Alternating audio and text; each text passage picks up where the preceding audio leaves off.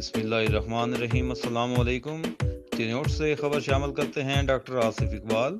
Chiniot police کی جانب سے خواتین پر تشدد، جنسی ہراسگی، زیادتی کے واقعات کی روک تھام کے لیے مؤثر اقدامات جاری۔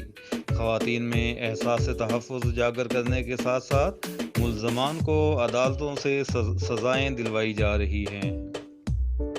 پولیس کی بہتر انویسٹیگیشن اور پراسیکیوشن کی بدولت زیادتی کے مقدمہ میں قید و جرمانے کی سزائیں سنا دی گئیں۔